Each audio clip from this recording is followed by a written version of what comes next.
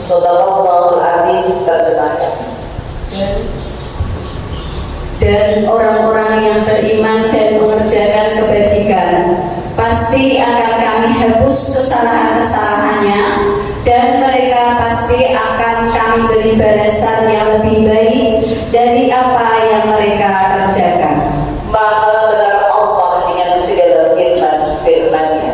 Majelis Taklim As-Sholihah ujung rumpai mas tongkat blok A B C A B C A B C A B C. Alhamdulillah. Semoga selalu dapat senantiasa mendapatkan rahmat kasih sayangnya Allah. Amin ya Rabbal. Selalu mendapatkan ridhonya Allah. Amin ya Rabbal. Dan selalu mendapatkan rezeki yang tidak diduga-duga. Amin ya Allah. Amin ya Rabbal. Amin. Salawat dan salam tercurah pada Nabiullah Nabi besar Muhammad sallallahu alaihi wasallam. Semoga kita tergolong orang-orang yang mendapatkan syafaatnya. Amin. Amin ya Rabbal alamin. Majelis Taklim As-Sholihah Budak Payung yang dirahmati Allah. Alhamdulillah, pada bulan Dzulhijjah, bulan yang dicintai Allah, kita beramal soleh. Yang saat ini kita melakukan pelatihan cinta Al-Quran. Kenapa kok cinta Al-Quran? Karena Al-Quran firman Allah. Satu hurufnya panjenengan dinilai oleh Allah satu kebaikan. Berarti satu juz berapa huruf? Banyak. Bismillahirrahmanirrahim ada 19 huruf. Berarti jenengan sudah dapat 19 kebaikan. Alhamdulillah. Majelis Taklim As-Sholihah Budak Payung yang dirahmati Allah. Sebelum saya menerangkan manfaat fadilah Al-Quran, mari kita simak satu ayat tadi, surat 29, yaitu Al-Ankabut, ayat yang ke-7. Balasan orang-orang yang berbuat baik. Siapapun yang berbuat baik, Masya Allah, panjenengan di dalam rumah nyapu, ngepel, masak. Sudah masak semua ibu-ibu? Tetap alhamdulillah. Balasan orang yang berbuat baik ada dua. Satu, la nukaffiru anhum sayyi'atihim, dihapus segala dosa-dosa dan kesalahan panjenengan dari mulai umur 10 tahun balik sampai nanti maut menjemput. Kita tidak ada yang tahu kematian kita itu kapan. Ibu sudah tahu kapan kematiannya? Apakah nunggu usia tua? Apakah nunggu usia tua kalau kamu meninggal? Tidak. Tapi orang tua pasti meninggal. Jadi giliran yang tua duluan itu ya? Enggak juga. Belum tentu. Siapapun kematian itu pasti maka dipersiapkan untuk amal soleh. Wabil khusus amal solehnya panjenengan adalah Al-Quran, tadarus Al-Quran. Mudeng sudah dapat nilai satu, hurufnya satu kebaikan. Alhamdulillah. Itu berarti jenengan nanti misalkan sewaktu-waktu dipanggil oleh Allah sudah punya celengan Al-Quran, amalnya udah banyak, dosa jenengan sudah nol, dihapuskan ke Allah. Insya Allah. Yang kedua, balasan yang kedua adalah walanziyannahum ahsanal ladzi kanu ya'malun, diberi balasan lebih besar dari yang kita lakukan. Balasannya lebih besar kok yang sewu. Nek dino libur Ahad kayak gini, orang itu biasanya males ya.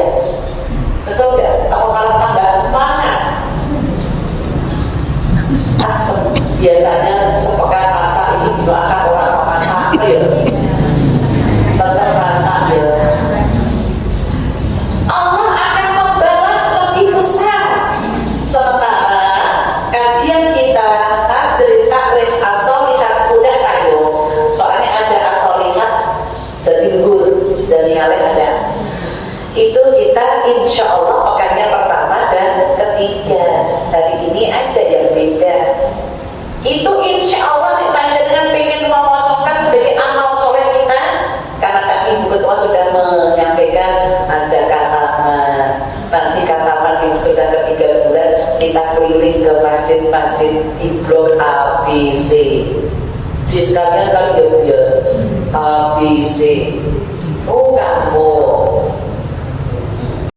insya Allah rencana manusia, rencana Allah yang mengabulkan insya Allah. Dan rasanya lebih besar Bu.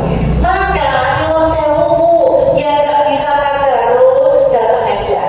Kalau lagi head berhalangan, datang aja di terasnya, dengan dapat pilihnya sama daripada sama sekali tidak. Oke, itu balasan orang yang berbuat baik. Sekarang adalah tentang fadilah atau keutamaan Al-Quran.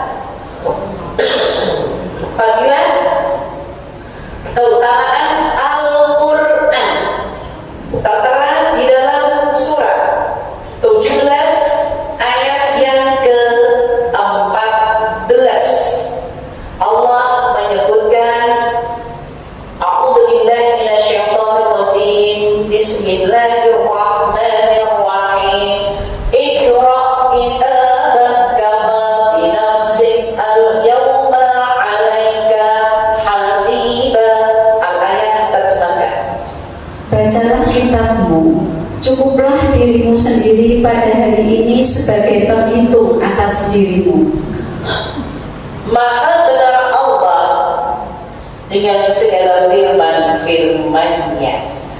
Fadilah atau keutamaan Al-Quran yang pertama adalah sekali membaca,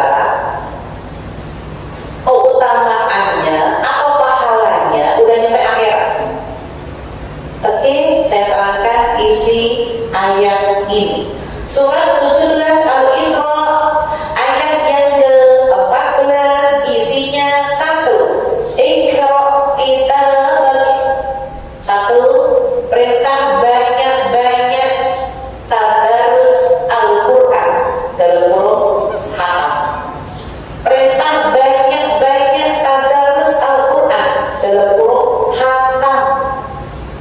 Panjenengan kalau khatam mendapatkan mahkota.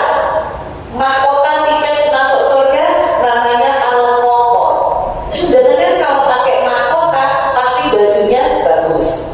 Ya, bajunya pasti bagus, gak mungkin orang itu pakai mahkota bajunya dasteran, apalagi yang sudah pakai jendela. Gak macet kan Bu? Atau baju tidur, gak macet kan Bu?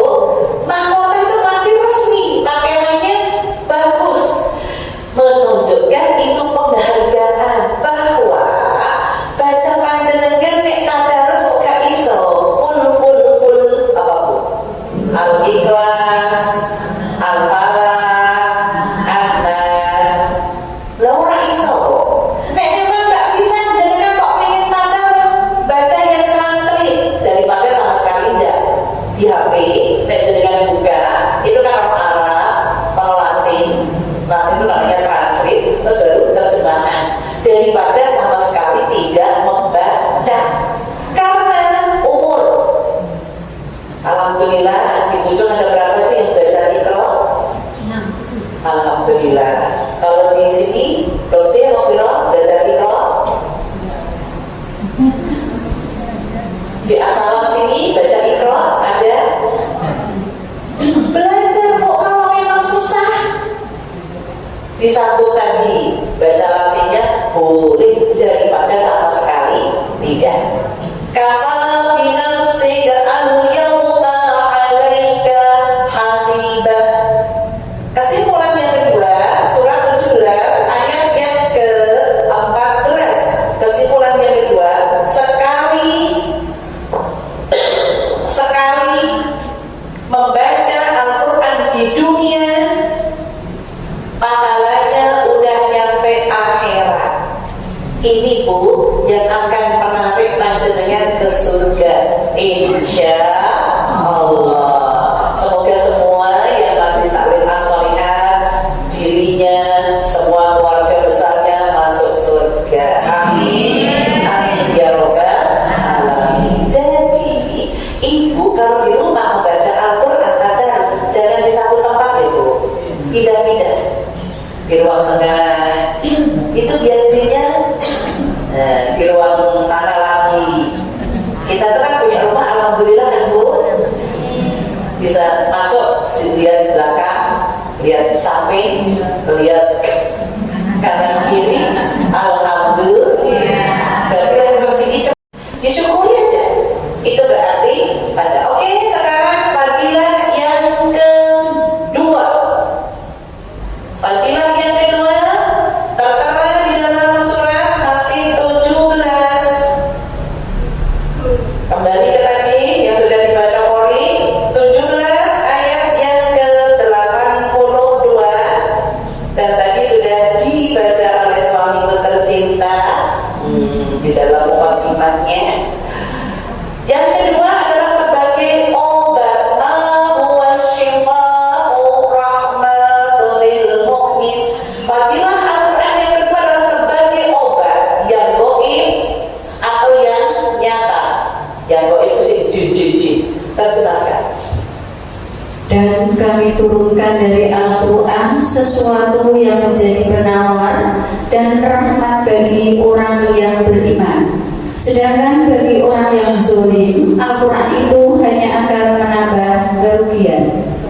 Maha benar Allah dengan segala firman-firmannya. Yang kedua, fadilah tadarus Al-Quran adalah sebagai obat. Yang goib itu berarti ya, goib itu yang jin jahat.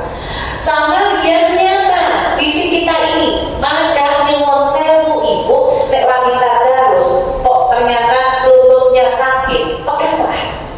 Ini kan membaca. Yang bumi itu energi. Kok dadanya sing lara?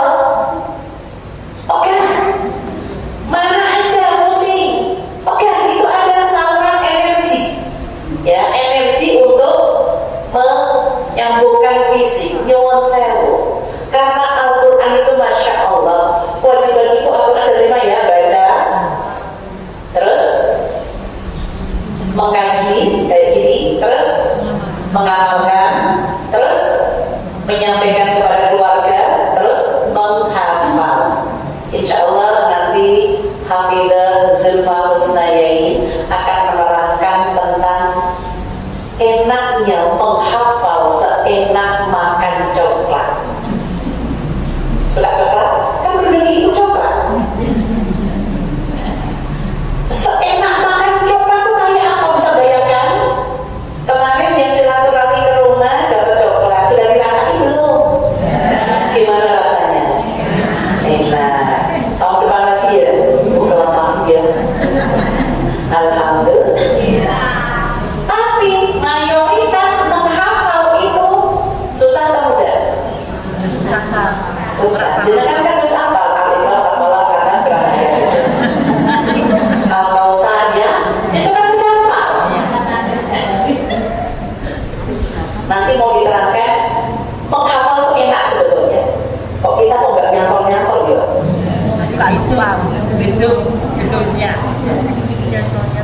Nyantolnya sulit. Ya nanti beri ya. Kayak apa? Menghafal seenak makan coklat. Aku juga bayangkan dua kok.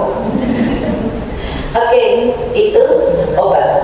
Dan nyuwun sewu, kenapa kalau dengan tadarus di rumah pindah-pindah tempat supaya jin-jin yang jahat itu nggak singgah di rumah kita. Sekalinya pun di teras nggak apa-apa Bu, nggak usah diperdulikan orang lain. Pamer. Tadarus kok di teras. Itu urusan mereka, terserah. Ya kita gitu kan. Itu urusan. Makanya bisa pindah-pindah tadi. Biar nggak ada sama sekali jin jahat yang mengganggu. Yang ketiga, masih di dalam surat yang sama, rahmatul lil mu'min. Yang ketiga, fadilah keutamaan tadarus adalah diturunkan kasih sayang Allah, doanya menjadi ijabah. Jadi jangan nggak usah tunggu kata sak lembar, kan jangan jatai sehari 1 juz, itu kan oke, alhamdulillah. Itu kan ada 10 lembar ini, aku bolak-balik selembar ini dongo, aku balikin nanti selembar lagi berdoa. Seingat panjangnya, boleh doanya itu ditujukan, ya Allah, hari ini anakku ini boleh, sebut namanya boleh, ya. Saat ketemu nih almarhum ibu saya itu gitu, ya Allah, paling mono kayak anakku sehat tuh ning loro kufa, rezekine lancar, digampangke stafirani, doa itu dijabah. Makanya jangan sekata-kata. Ibu kalau berbicara memang sewu, wanita itu setiap hari harus ada kata-kata yang keluar berapa ribu? 2000 ya. Kamu tuh gimana sih? Pokoknya ngomong terus. Itu berarti wanita sehat. Tapi sehat. Tapi kalau diem, itu terus ngomong waktu. Ayo, atos, kaku, gak enak. Itu berarti wanita lagi sakit. Karena wanita kalau lagi sakit itu ngomongnya pendek-pendek, nggak panjang. Ntar kalau dikasih merah-merah, baru senyum, tak masak dewe, ya kan? Satu seluler, alhamdulillah. Mintalah sama Allah, rezeki itu dari Allah. Siapa yang meluaskan rezeki Allah, siapa yang menyempitkan juga Allah. Oke, 3 ya. Oke, tak tambahin 1 lagi. Tertera di dalam surat 16. Surat 16. Satu kali lagi. Ayat yang ke-97. Man 'amila shalihan min dzakarin aw untha fahuwa mu'min al-hayatud thayyibah. Barang siapa mengerjakan kebajikan, baik laki-laki maupun perempuan, dalam keadaan beriman, maka pasti akan kami berikan kepadanya. Lanjut, apa dilanjutkan? Maka pasti akan kami berikan kepadanya kehidupan yang baik, dan akan kami beri balasan dengan pahala yang lebih baik dari apa yang telah mereka kerjakan. Oke, fadilah amal soleh, mobil khusus tadarus panjenengan yang keempat, al-hayatul thayyibah, diberi kehidupan lebih baik dunia akhirat insyaallah. Ini janjinya Allah. Man 'amila shalihan, barang siapa berbuat baik, mau laki mau perempuan, dzakarin aw untha, dzakar itu laki atau perempuan, Allah berjanji fadilah jangan berbuat baik tadarus Al-Qur'an yang tepat, al-hayatul thayyibah, diberi kehidupan lebih baik dunia akhirat. Contoh, kalau orang itu lagi sakit, makanannya enak, kira-kira masuk ke mulut enak kan? Tidak. Berarti makan enak jika hatinya enak, hatinya bahagia. Makan enak kalau dia hanyut, makannya juga tidak enak. Maka ukur hati ibu masing-masing. Untuk mengukurnya, tabassuka biwajhika shadaqah. Untuk mengukur hatiku ini sehat apa enggak, itu senyum. Nek gampang senyum, itu berarti hatinya enak. Nek kakek yang senyum, berarti perlu diperiksakan. Lah orang masalah yang bikin orang ngomong senyum dewe kan enggak. Betul enggak? Usufi hati-hati ya, yang Joko dewe apa senyum-senyum. Hati-hati. Tapi nek ketemu orang nyuwun sewu putra putune panjenengan etika, ketemu orangnya yang apa namanya lebih sepuh, monggo permisi, itu etika akhlak. Ya, jadi penting untuk oke, ibu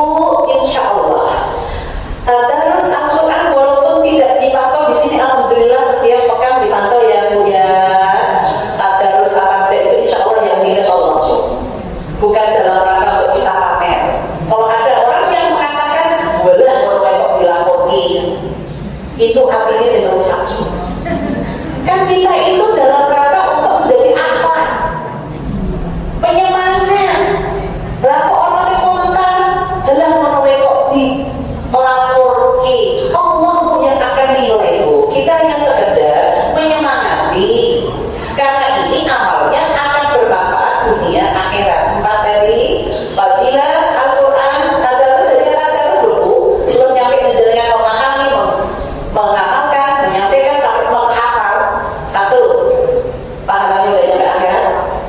2, sebagai obat. 3, sebagai diturunkan kasih sayang Allah, doanya ijabah. Dan 4, diberi kehidupan dunia akhirat lebih baik.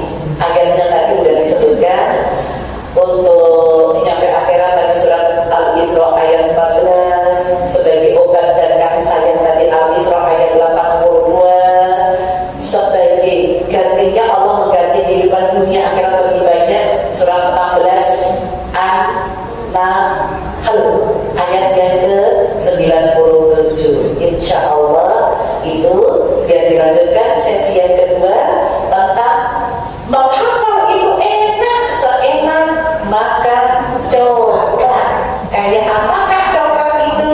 Kita tunggu episode saat ini. Saya sebagai pembicara pertama, salah kata saya minta maaf. Assalamualaikum warahmatullahi wabarakatuh. Waalaikumsalam warahmatullahi wabarakatuh. Dilanjutkan tausiah yang kedua yang akan disampaikan oleh beliau Hafidhah Ustazah Zulfa Husnayadi. Silakan. Bismillahirrahmanirrahim. Assalamualaikum warahmatullahi wabarakatuh. Waalaikumsalam warahmatullahi wabarakatuh. Alhamdulillah rabbil alamin. Salatu wassalamu ala asyrafil anbiya'i wal mursalin wa ala alihi wa sahbihi wasallam. Alhamdulillah, gimana kabarnya Ibu? Alhamdulillah. Mungkin sebelumnya sudah kenal ya, siapakah saya di sini? Ya, alhamdulillah di sini saya adalah putrinya Ustazah Sri Mas Kupar. Saya putri ketiga, masih ada satu lagi yang gondol. Alhamdulillah saya diberikan kemudahan oleh Allah. Dari kami berempat, kami semua mengamalkan Al-Quran. Tapi alhamdulillah Allah berikan izin kepada saya untuk bisa menyelesaikannya. Nah itu semua orang tua pasti punya keinginan yang seperti itu, ya kan? Ya, Bu Irma. Jadi di sini seperti apa yang sudah dikatakan Ustazah Sri Mas Kupar, mungkin saya gitu ya. Bagaimana caranya kita bisa menghafalkan Al-Quran itu senikmat, seenak ketika kita memakan apa yang kita suka. Di sini ibu-ibu semua suka makan coklat, suka makan es krim, suka ya. Nah jadi bagaimana caranya kita berinteraksi dengan Al-Quran itu seperti itu. Jadi tidak kayak kalau misalnya dulu kita kelas janji pun ketika di sekolah, ketika kita bertemu dengan pelajaran matematika, biasanya apa yang dirasakan? Panas dingin, grogi, nervous, udah sakit perut gitu. Jadi harapannya ketika kita menghafalkan Al-Quran itu tidak seperti itu. Karena banyak gitu ya syafaat yang bisa kita terima dari itu. Bapak Ibu semuanya tahu artis terkenal Riancis yang pernah sempat viral. Orang tuanya di usia berapa? 60 tahun itu masih menghafalkan Al-Quran. Ada yang sempat tahu kabarnya orang tua Riancis ketika haji tahun lalu sempat dilakukan di ICU di Madinah, di Mekah. Dan di situ kakaknya, saudara Om Supriana Dewi, membisikkan kepada orang tuanya bahwa ketika itu sang ibu ingin di tahun ini ingin menyelesaikan hafalannya. Jadi saudara Om selalu membisikkan, ibu katanya mau hafal Quran, ibu katanya mau ikut wisuda hafalan di tahun ini, ibu harus sehat, ayo ibu bisa. Dengan melakukan seperti itu, ya, Masya yang dimana dokter sudah menyatakan bahwa Mbak, saya ini sudah di ujung. Kita serahkan kepada Allah. Kalau misalnya Alhamdulillah Allah berikan sebuah kemujizatan, itu akan bagus. Kalau tidak, kita harus mempersiapkan diri. Mesti. Tapi Masya Allah, Alhamdulillah, dengan kekuatan tekad yang bulat, seorang ibu yang sudah divonis beberapa hari, gitu ya, Masya Allah, Allah telah bangunkan. Dan Alhamdulillah sampai saat ini beliau dengan usianya yang 60-an tahun bisa menghafal Al-Quran. Nah, di sini ibu semua masih muda-muda atau sudah? Masih muda, masih muda, Alhamdulillah. Masih muda ya. Ya, jadi di sini saya akan memberikan 4 tips, bagaimana caranya kita menghafalkan Al-Quran itu semudah ketika kita makan es krim atau makan coklat. 4 itu yaitu duit,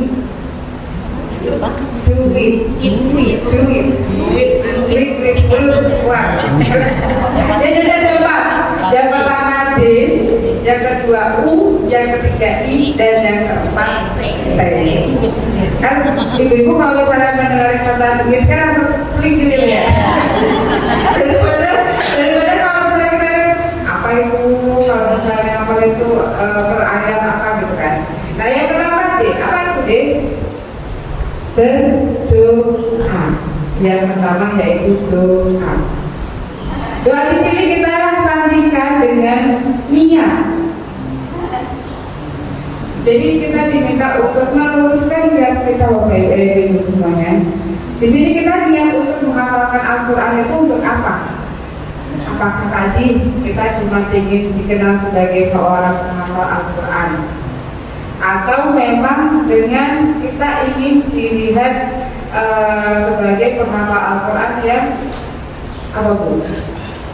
Misalnya kalau misalnya anak-anak gitu ya, karena saya kebetulan menjadi seorang guru di SMP, kadang saya selalu mengingatkan ke anak-anak, ketika kalian berangkat ke sekolah itu niatnya apa?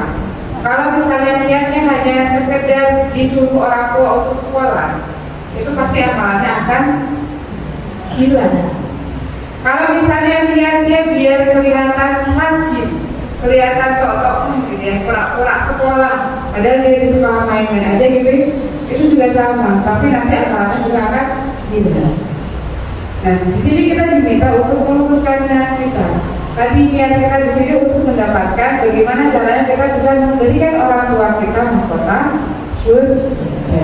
Itu adalah niat terbesar kita. Itu adalah sebuah hadiah yang telah Allah berikan, yang Allah janjikan untuk kita semua.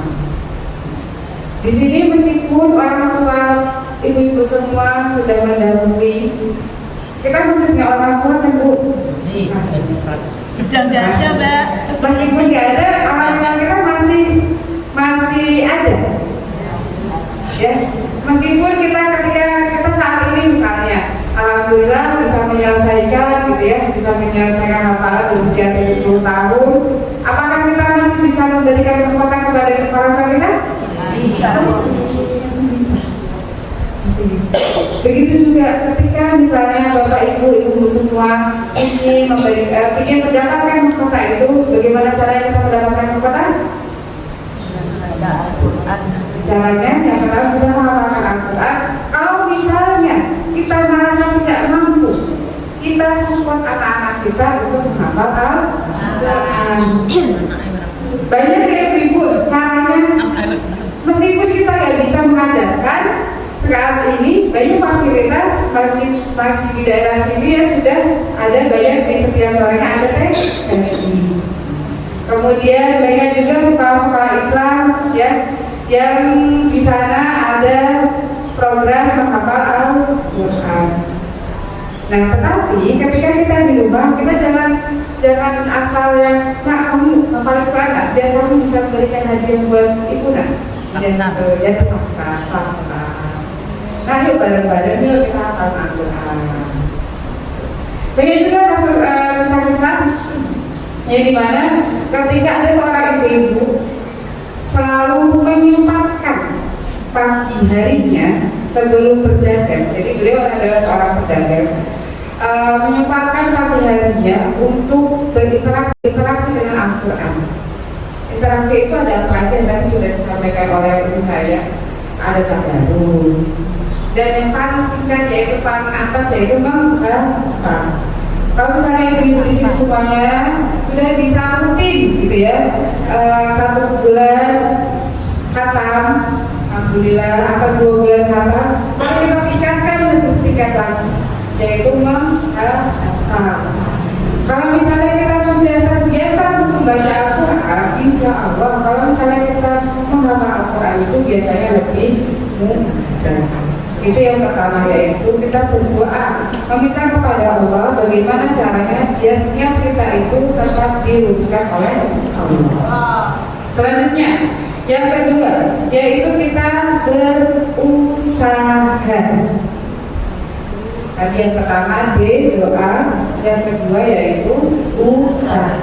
Usahanya kita apa untuk menghafalkan Al-Quran? Ya, usaha kita kalau misalnya kita membaca Al-Quran masih terbata-bata, kita pergi ke masjid belajar Iqra. Atau misalnya ternyata anak kita lebih pandai gitu ya, kita belajar sama anak. Atau misalnya kalau misalnya di sekolah kadang anak-anak gitu ya nanya gitu, Bu, kapan ya kalau misalnya kita bisa menghafal Al-Quran itu benar-benar bisa langsung masuk gitu. Saya dulu ketika di pondok itu biasanya waktu yang lebih cepat kita menghafal Al-Quran itu ketika di waktu pagi.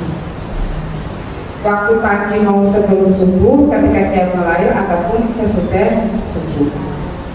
Tetapi kendala yang paling utama yaitu ngantuk. Benar sekali. Kalau misalnya tadarus tadi kan kadang ada bagian-bagian badan yang karena panas, capek gitu ya. Tetapi kalau menghafal Al-Quran itu masalah paling utama semua orang itu pasti rasa kantuk. Tetapi bagaimana caranya kita bisa melawan rasa itu? Kenapa? Karena rasa kantuk itu didapatkan atau didatangkan oleh siapa? Oleh setan.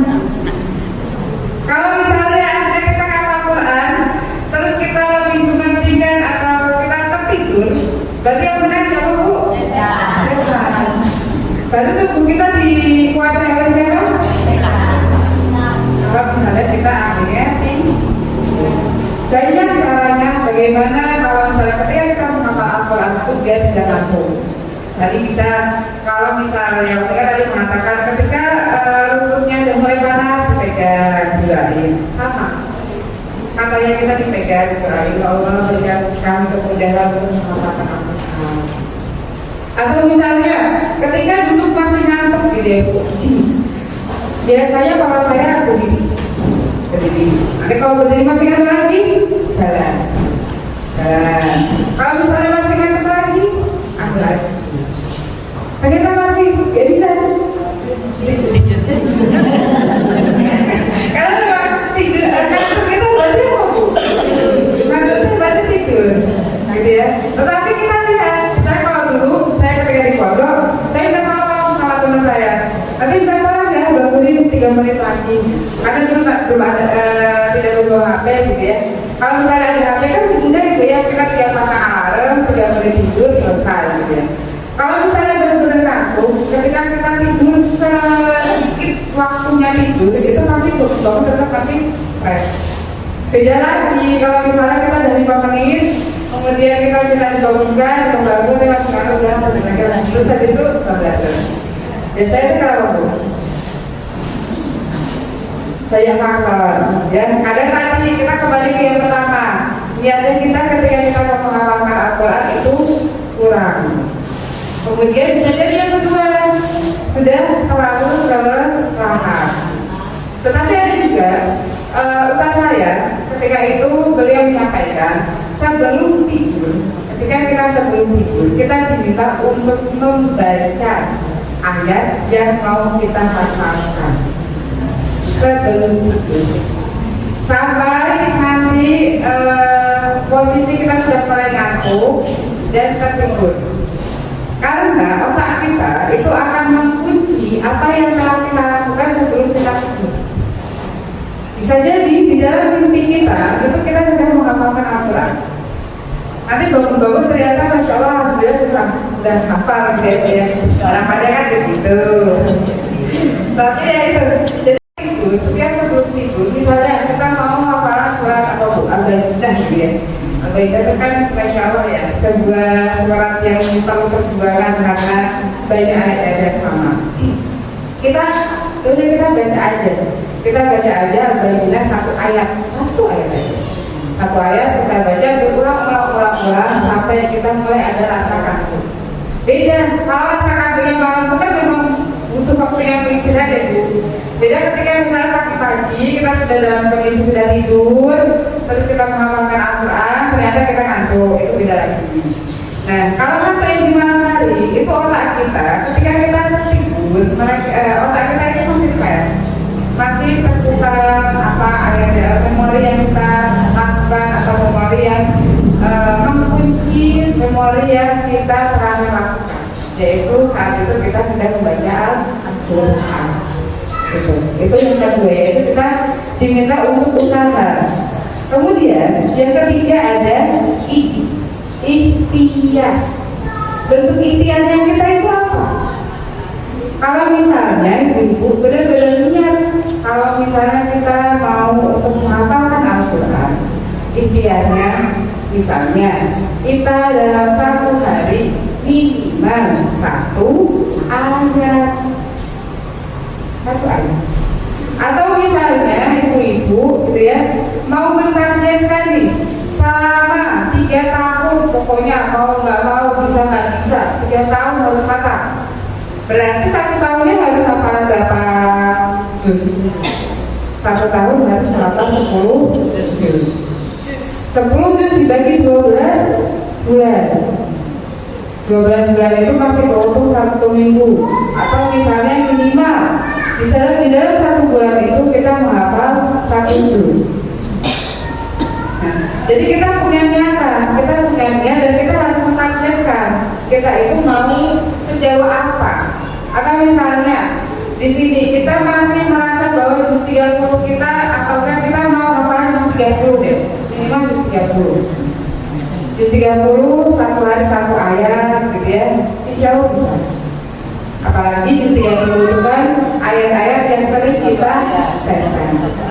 Satu ayat aja dulu. Ya, satu ayat. Nah, kemudian itu untuk ikhtiar. Yang terakhir yaitu tawakal.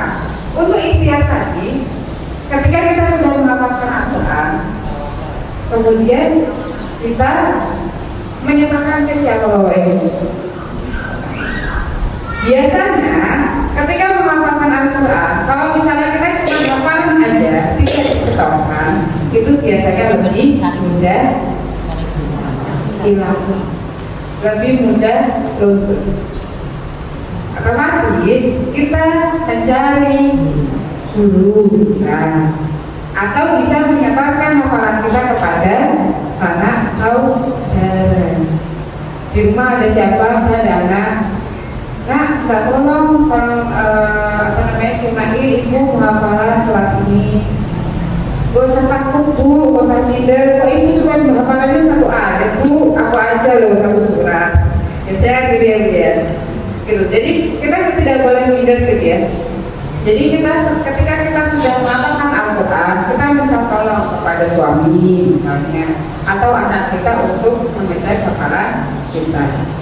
Setelah misalnya sudah 1 ayat, kemudian kita menghafalkan ayat kedua, kalau bisa gitu ya, kita ketika menyetorkan itu kembali ke ayat nomor 1. Diulangi dulu. Kenapa ibu? Biar tidak lupa. Karena masalah kedua para hafal Al-Quran, hafalan itu lebih mudah lupa dibanding ketika kita menambah hafalan baru. Nah, yang terakhir tawakal. Tawakal itu apa berarti? Pasrah.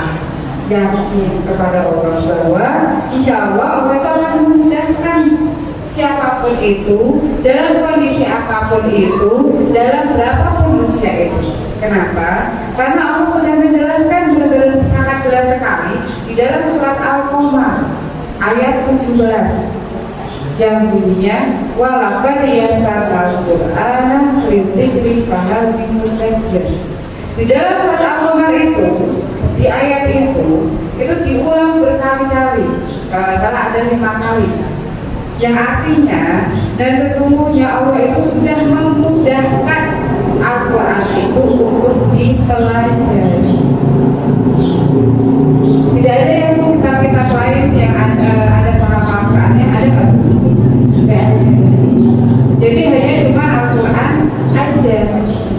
Dan Al-Quran di masa depan ketika tidak ada Al-Quran, gitu ya, itu pasti akan terdeteksi mana yang tulisannya salah, mana yang harokatnya salah. Kenapa?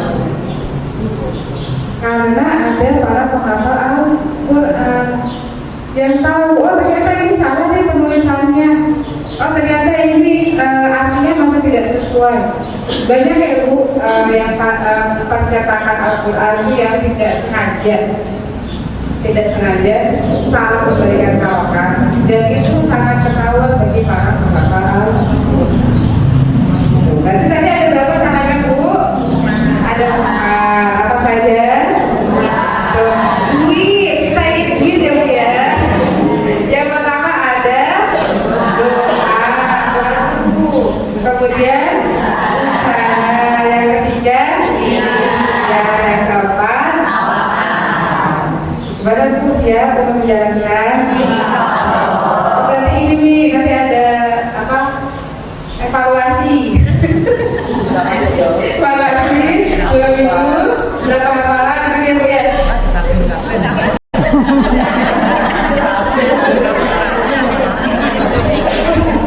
Ya, jadi harapannya ketika kita sudah mendapatkan amalan ini, ilmu ini, jangan sampai nanti ya akhirnya gak kaji, udahlah nanti daripada kaji dievaluasi hafalannya berapa gitu ya, udah mau kaji gitu ya.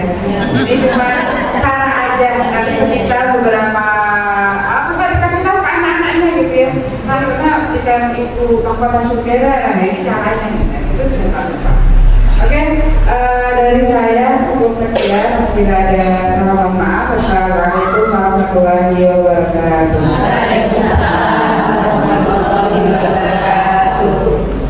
Terima kasih banyak kepada Hafidhah Ustazah Zulfa yang telah memberikan tip dalam membaca atau menghafal Al-Quran. Insya Allah kita praktekkan. Itu nanti durasinya berapa lama kita tidak tahu. Insya Allah kita laksanakan itu. Insya Allah, karena itu bekal yang utama kita nanti di akhirat. Merupakan acara yang selanjutnya yaitu doa pada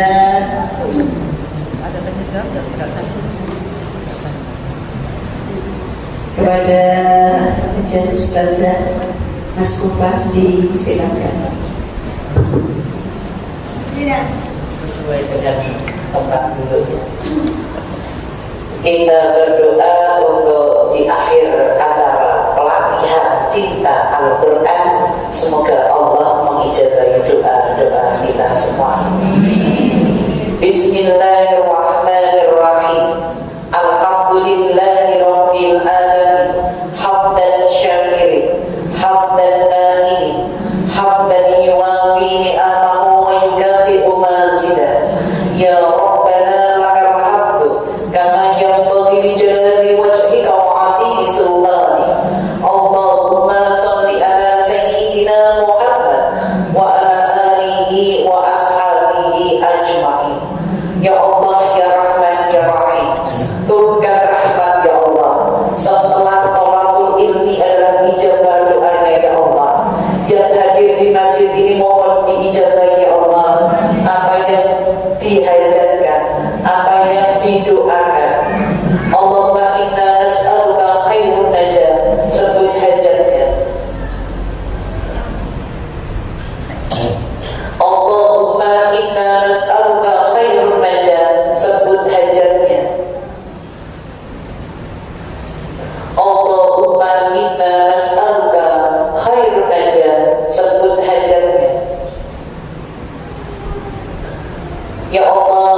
yang Ghafur, Engkaulah yang Maha Pengampun ya Allah.